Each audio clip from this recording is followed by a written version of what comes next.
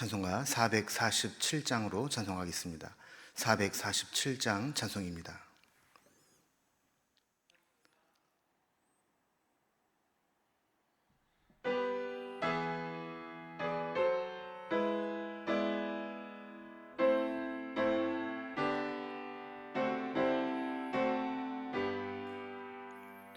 이 세상 끝날까지 주 섬겨 살리니 내 친구 되신 주여 늘 함께 하소서. 주 나와 함께 하면 전쟁도 겁없고 주 나를 인도하면 늘 안심하리라. 나 주를 따를 때에 주 약속하신 것 그 영광 중에 모두 이루어 주소서. 나 주의 뒤를 따라 섬기며 살리니 그 크신 은혜 속에 날 인도하소서. 이 세상 온갖 시험 내 마음을 흔들고 저 악한 원수들이 안팎에 있으나 주 나를 돌보시사 내 방패 되시고 내 옆에 계신 것을 늘 알게 하소서. 저 영광 빛난 곳을 주 허락했으니 그 허락하신 곳을 늘 사모합니다. 끝까지 쉬지 않고 주 따라가리니 주 넓은 사랑으로 늘 인도하소서. 아멘.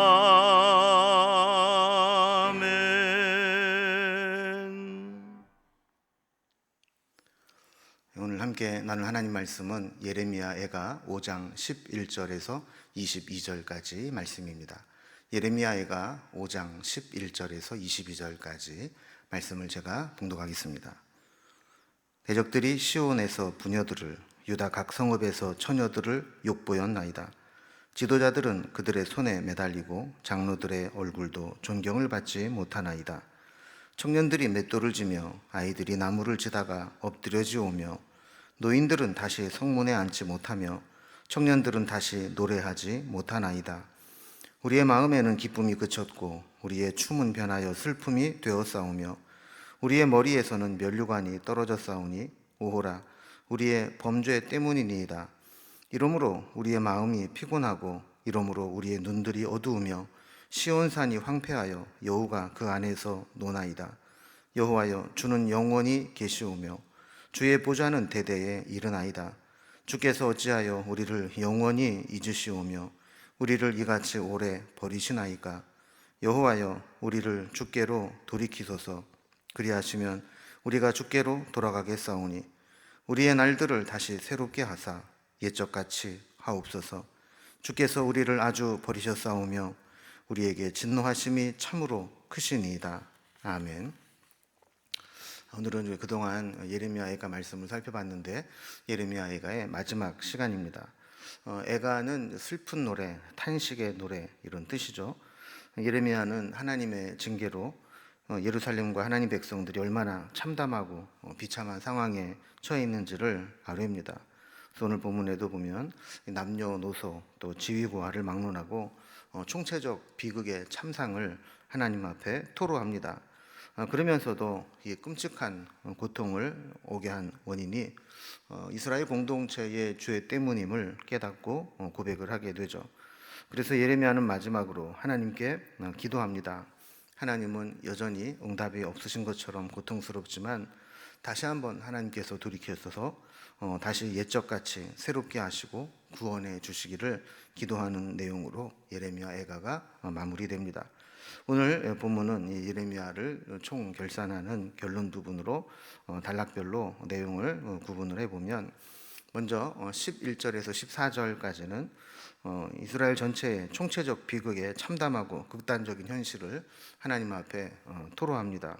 그리고 15절에서 17절까지는 이렇게 비참하게 된 비극의 원인이 자신들의 죄악에 있었음을 고백하게 되죠. 그리고 18절에서 마지막 절까지는 하나님께로 돌이키게 하셔서 회복하여 주시기를 기도하는 것으로 예레미야 애가가 맞춰지게 됩니다. 먼저 첫 번째 단락을 봅니다. 지금 이스라엘과 유다에 엄청난 총체적 비극이 일어나고 있는데 이 참담하고 극단적인 현실을 하나님 앞에 토로하면서 우리가 이렇게 지금 힘든 시간을 보내고 있습니다. 이렇게 고백을 합니다. 하나님이 은혜의 손길을 거두어 가시고 징계하시면 엄청난 고난을 겪어야 됩니다. 11절 이하에서는 사람들이 당하는 고통들을 이야기하는데 이 남녀노소를 불문하고 착취를 당하고 고초를 당하게 되는 이야기들을 합니다. 11절에 보면 거의 모든 전쟁에서 일어나듯이 이 부녀자들과 또 처녀들이 겁탈을 당하고 욕을 보게 되는 이야기를 하게 됩니다. 그리고 12절에서는 지도자들이 그들의 손에 매달리고 장로들의 얼굴도 존경을 받지 못하나이다 그랬습니다. 그러니까 지도자들이 그들의 손에 매달렸다는 것은 이 높은 곳에 매달려서 고통스럽게 죽어갔다는 이야기입니다. 또 마땅히 존경을 받아야 될 자들이 존경을 받지 못하게 됩니다. 13절에 보면 청년들이 맷돌을 쥐고 아이들이 나무를 치다가 엎드려졌다 그랬습니다. 그러니까 젊은이들이 나귀나 소가 해야 되는 힘든 연자 맷돌을 돌리는데 동원이 되고 또 아직 어려서 힘을 쓸 나이가 아닌데도 불구하고 어린 아이들이 나무 짐을 해오다가 힘에 지나쳐서 엎드려지게 되는 그런 상황이 되고 있다는 겁니다. 14절에서는 노인들에 대한 학대를 또 고발합니다. 원래 노인들은 존경을 받고 성문에 앉아서 지혜로 판결을 내려줘야 되는 신분인데 다시는 그런 성문의 자리에 앉지 못하게 됩니다. 이런 모든 것들을 보면 유다의 가장 기본적인 사회 질서가 붕괴되는 것을 말하게 되고 청년들 역시 다시 노래할 만한 일들을 만나지 못해서 노래 소리가 나타나지 않게 된다라는 이야기를 합니다. 저는 말씀을 보면 우리가 이제 흔히 은혜라고 하는 것들은 특별한 상황에서만 경험하는 게 아닙니다. 어쩌면 하나님의 가장 큰 은혜는 우리 일상 가운데 일어나게 되죠. 우리가 누리는 평범한 일상들이 사실은 은혜의 결과물들입니다. 그런데 하나님이 이 평범한 일상을 허락하지 않으시면 우리가 당연한 것으로 여기고 누려왔던 일상의 행복들이 누리지 못하는 것들이 되고 만다는 것이죠. 안전하게 보호받아야 될 부녀자들이 모욕을 당하고 또 귀한 대접을 받아야 될 청년들과 또 존경을 받아야 될 노인들이 학대를 당하게 됩니다. 자, 이런 일들이 일어나게 되었다는 것은 사회 전반적으로 엄청난 총체적 비극의 현장에 있음을 보고 기록한 것이죠. 그래서 두 번째 단락을 보면 왜 우리가 이런 총체적 비극을 만나야 되는가 살펴보았더니 자신들의 죄악 때문에 그렇게 되었다라는 것을 깨닫게 됩니다. 비참한 현실에 처하면 사람들이 생각이 많아지죠. 예레미야 역시 이런 참담한 상황에서 하나님을 바라보게 되었고 이 비극적인 상황을 허락하신 하나님의 뜻을 발견하기를 원했습니다. 그래서 15절에 보면 우리의 마음에는 기쁨이 그쳤고 우리의 춤은 변하여 슬픔이 되었사오며 그랬습니다. 그러니까 지금까지 상황들을 보면 기쁨을 줄 수 있는 모든 조건들을 다 상실해버리고 말았습니다. 기뻐할 거리가 없습니다. 그래서 춤이 변하여 슬픔이 되었다라고 고백합니다. 16절에서는 우리의 머리에서는 멸관이 떨어졌사오니 오호라 우리의 범죄 때문이니이다 라고 고백합니다. 면류관이 떨어졌다라고 하는 것은 그동안 누려왔던 이 찬란한 영광이 다 떠나가 버리고 상실하게 되었다라는 겁니다. 그런데 이렇게 모든 영광이 떠나가고 비참한 처지에 처하고 나니까 왜 이런 일이 일어났을까 돌아보니 자신들이 범한 죄악들이 생각이 나게 된 겁니다.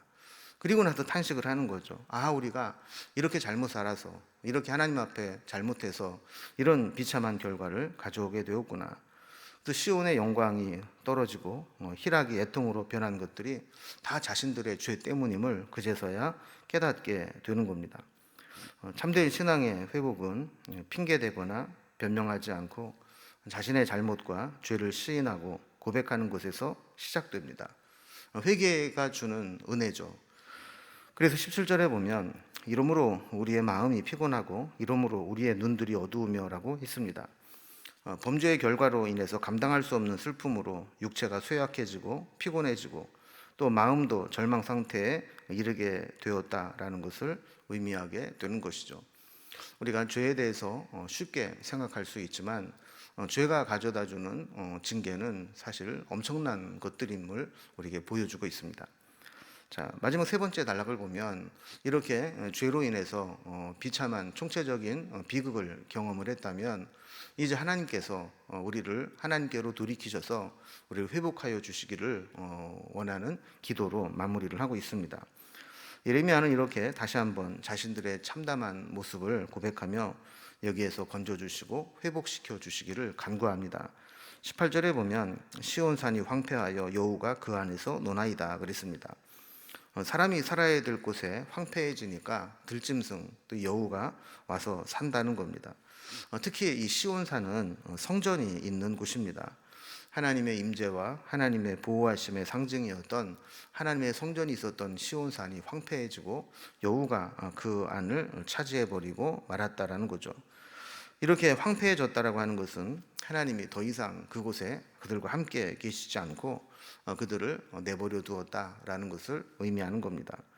이제 하나님의 도우심을 간절히 소망합니다. 그래서 먼저 하나님을 바라보며 찬양을 올려드립니다. 19절에 보면 여호와여 주는 영원히 계시오며 주의 보좌는 대대에 이르나이다 그랬습니다.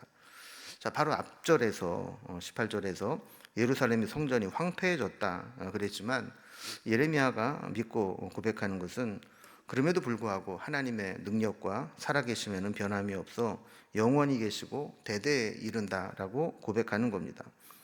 이 땅에 수많은 권세자들이 나타났다가 소멸을 하고 힘을 가지고 있다가 잃어버리기도 하지만 영원히 변함이 없으신 하나님은 한 분밖에 없으시고 그 권세는 영원히 계신다라는 고백을 한 것이죠. 20절에서는 자신들의 형편을 볼 때 하나님이 유다를 버린 것 같다라고 고백합니다. 그래서 주께서 어찌하여 우리를 영원히 잊으시오며 우리를 이같이 오래 버리시나이까 그랬습니다.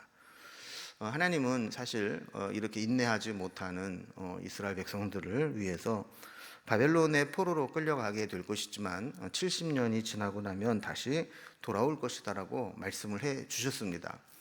그럼에도 불구하고 멸망의 현장에 있었던 백성들은 하나님이 자기를 영원히 잊으신 것 같고 오랫동안 버려둔 것 같은 느낌을 받게 된다라는 거죠. 그래서 21절에 정말 주제와 같은 기도를 올려드립니다. 여호와여 우리를 주께로 돌이키소서 그리하시면 우리가 주께로 돌아가겠사오니 우리의 날들을 다시 새롭게 하사 옛적같이 하옵소서 그랬습니다. 원래 이 주님께 돌이키는 것은 우리의 의지가 중요합니다. 그래서 내가 주께로 돌이킵니다 이렇게 고백하면 됩니다. 그런데 예레미야는 하나님께 주께로 돌이키게 해달라 이렇게 기도를 합니다. 왜 이런 기도를 드렸을까요? 원래 우리가 어느 정도까지 잘못하면 우리 힘으로 돌아올 수 있습니다. 내 의지대로 돌이킬 수 있다는 것이죠. 그러나 어느 선을 넘어가 버리면 그때부터는 내가 내 마음으로 돌이키고 싶다고 해서 돌아가지는 것이 아닐 수 있습니다. 내 의지대로 되지 않는다는 것이죠. 너무 멀리 가버리면 회복이 안 되는 겁니다. 그래서 이때는 특별하고 강권적인 은혜가 필요합니다. 내가 돌이키지 못하더라도 하나님께서 내게 은혜를 베풀어 주셔서 나를 이끌어 주시고 하나님께로 돌이키게 해달라고 기도하는 것이죠. 그래서 내가 하나님께로 다시 돌이키게 될 때 이전에 하나님의 징계를 받기 이전에 그때 베풀어 주셨던 은혜 가운데로 회복하게 해달라고, 그래서 우리의 날들을 옛적같이 새롭게 해달라고 기도하게 되는 것입니다. 이제 예레미야 예가의 마지막 절인 22절을 보면 문자적으로 보면 다시 기도했다가 절망에 빠지는 것처럼 보입니다. 주께서 우리를 아주 버리셨사오며 우리에게 진노하심이 참으로 크시니이다 그랬습니다. 그러니까 현실을 보면 여전히 주께서 우리를 버리신 것 같고 진노하심을 쏟아내신 것처럼 보인다는 겁니다.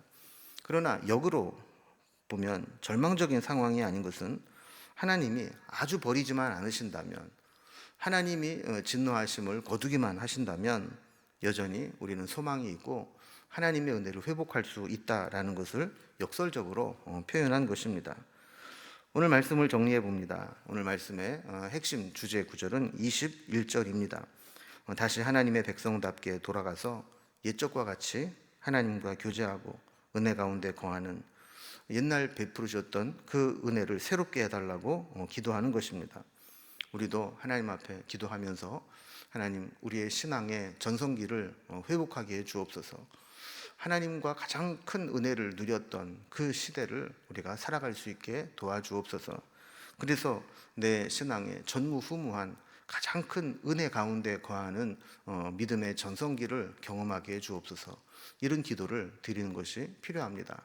이제 예레미야 애가를 마무리하면서 우리도 때로 힘들고 고난의 시간들을 보내긴 하지만 그 가운데에서 우리가 하나님의 은혜를 회복하고 믿음의 전성기를 누릴 수 있도록 기도하며 그 때를 만들어 나갈 수 있기를 주님의 이름으로 기원합니다. 기도하겠습니다. 하나님 아버지, 하나님을 떠난 대가가 얼마나 참담하고 비극적인지 예레미야 애가를 통해서 알게 하시고 마지막에 우리를 주께로 돌이키게 하셔서 우리로 하여금 우리 날들을 다시 새롭게 하사 옛적 같게 하옵소서라고 기도했던 내용으로 하나님 앞에 기도한 것들을 보게 됩니다. 우리에게도 이런 기도를 허락해 주셔서 우리의 신앙의 전성기, 은혜의 전성기, 믿음의 전성기를 누리며 살아갈 수 있도록 인도하여 주시고 그때 가장 큰 은혜와 능력 가운데 거했을 때 그때를 회복하며 그때와 같은 삶을 살아갈 수 있도록 인도하여 주시옵소서. 다시금 우리의 삶에, 우리의 가정에, 우리의 교회에 믿음의 전성기를 허락해 주시고 옛적같이 하나님의 은혜 가운데 거하는 삶이 될 수 있도록 인도하여 주시옵소서. 오늘도 우리와 함께 하실 주님을 바라보며 예수님의 이름으로 기도드리옵나이다. 아멘. 이제 각자의 기도 제목들로 자유롭게 기도하시겠습니다.